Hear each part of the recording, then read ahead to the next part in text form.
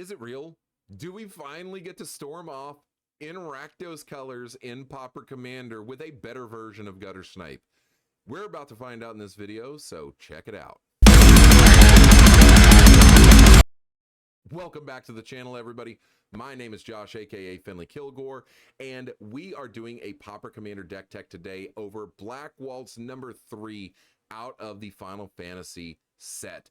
I have been waiting to do this for so long now because it's true, we finally get to play some Ritual Storm inside of Pauper Commander. So before we jump into this, do me a favor. I know you're not subscribed. I know you're watching, but you haven't hit the button yet. Go down there and hit that subscribe button, and that way you can get updated on all of my latest videos as they drop. We're going to have a ton of Edge of Eternity's Commander deck techs coming out this month alone. Also, if you're enjoying the videos, make sure you hit the like button. It helps out a lot, and it makes me very happy when I see the likes. Also, drop a comment down below because I like hearing from you guys and I like interacting with you. Let me know what decks you're playing and what you think of this deck tech. Outside of that, you can also find my socials in the description below. Instagram is @FinleyKilgore. Whatnot is Finley Kilgore. And if you enjoy buying cardboard, I enjoy selling cardboard. So you can go down there, use my affiliate link for Whatnot to get $15 in free credit if you are a first-time user. Just remember that shipping and handling fees may apply. So, Black Waltz number 3. What is this card? Well, he is a 4-mana Rakdos 2/2 flying Death Toucher that says whenever you cast a non-creature spell, Black Waltz number 3 deals 2 damage to each opponent. So guys, we did it. We finally were able to get a commander that is a pinger like Gutter Snipe, except we get an additional color, which is black. And if there were 2 colors that you wanted to put together to be able to make a Ritual Storm deck, black and red are the 2 colors. Now, for those who don't understand what I'm talking about, what do you mean by Ritual Storm, Josh? Well, rituals are these beautiful little cards that allow you to gain additional mana for casting the spell. For instance, Dark Ritual is probably one of the most notorious ones. You pay 1 mana, you get 3 mana. Turns out there are a lot of these rituals inside of Pauper that allow us to be able to increase the number of spells that we have cast in a turn, which is known as Storm. And then we have at least 2 Storm payoffs inside of the deck, which are going to be Empty the Warrens, which is going to make a ton of goblins for us, or we can use Grape Shot, which allows us to output a large amount of damage. Now, what can we get up to as far as the storm count is concerned? I don't know, but what I can tell you is that we are in red, which means that all of those spells that we're casting are going to hit for 2 damage, but then also they're going to hit for way more than that, guys, because we do have the full package in here. Erebor Flamesmith, Firebrand Archer, Gutter Snipe, Kessig Flame Breather, Masidian Elder, a new one out of Final Fantasy that gives us one of those sweet 0/1 wizards that pings as well. And then we've also got our Thermo Alchemist and our Unruly Catapult. We've got our Cornered by Black Mages, which is itself an edict, but really all we care about is getting that sweet 0/1 Black Wizard that pings. Black Mage's Rod, which makes anything it's attached to one of those sweet Black Mages that hits for 1 damage. We've got so many pingers in this deck. It is a absolute blast to look at. We're also running a couple of other damage spells in here, like Crypt Rats or Pestilence. I know that you saw those 2 laying around. Those are really just there to be finishers, so don't worry too much about them. Now, what are we running as far as our storm package, because as far as our ritual package? Because when it comes down to it, rituals can be very tricky to decide on what you want to play. I decided to go with a very basic package, but also a little bit extended outside of that. So we do have our basics. Dark Ritual, Desperate Ritual, Pyretic Ritual are all in this package. Those are going to be your main rituals that you want to see. We've also got a Seething Song. 3 mana to get 5 is not great, but if you've got something like Nightscape Familiar out, it's going to make those red spells cost 1 less, which is very, very beneficial for us. We also happen to have Burnt Offering and Brightstone Ritual, Battle Hymn in here, as well as Cabal Ritual, Culling the Weak. So how do all those work? Well, Battle Hymn's going to care about how many creatures you control. Remember that Empty the Warrens that's going to make a ton of goblins for us? Well, if you get the storm count high enough, and then you play your Empty the Warrens, you're going to be able to recast this multiple times. Well, you'll cast it and then get multiple copies, which is going to make a bunch of goblins. It makes 2 goblins for each one of these. So you have the potential of being able to make a lot of mana for just 2 mana. You also have Brightstone Ritual, which makes a mana for each goblin in play, turns out. Empty the Warrens makes goblins, which is very good. We've also got Burnt Offering. You sack a creature to add that creature's casting cost in any combination of red and or black mana to your mana pool. So you can sacrifice anything that you need over here if need be. Personally, I would say Shrine Steward would be your best option, and you'll understand why in a moment. You also have Cabal Ritual. If you've got at least 7 cards in your graveyard, you're going to be able to make 5 mana for 2 very, very cost efficient. Culling the Weak, 1 mana. In addition to it, you sack a creature to make 4 mana. There's not a single creature that's worth keeping on the board to be able to make that 4 mana. Trust me on this.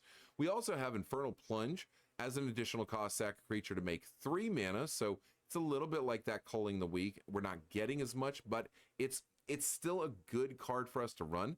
Mana Geyser, try and get your opponents to tap out as much land as they possibly can, because once they are able to do that, we are going to get a ton of mana off of it.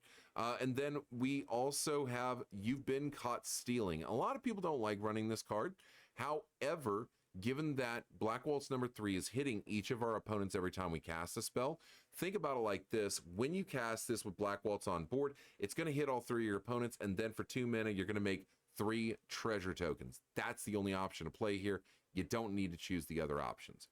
Aside from that, we've got a Simian Spirit Guide. That's going to end up exiling from our hand to be able to make 1 additional mana, so a little bit more mana gain there. And then we've got a Street Wraith to cycle for a little bit of extra card draw. The rest of the deck is mainly going to be card draw options that we need. So cards like Faithless Looting, Grab the Prize, Reckless Impulse, Risky Shortcut, which also deals damage to our opponents, Seize the Spoils, Sign in Blood. We've got to have Siphon Mind, Rin's Resolve. We've got to have a lot of card draw options, so that way we can make sure that we can dig into our rituals. And remember, if you're casting a ritual and making a bunch of mana, you can use that card draw to get into more rituals, to make more mana, to get into more card draw. So it is a good option. By the way, did you know Lotus Petal is basically a ritual? I knew that it was a ritual, but I'm telling you now that it's basically a ritual. You should definitely use that. We also have a number of the tutor cards in black in the deck. So we've got Dimir Houseguard in here.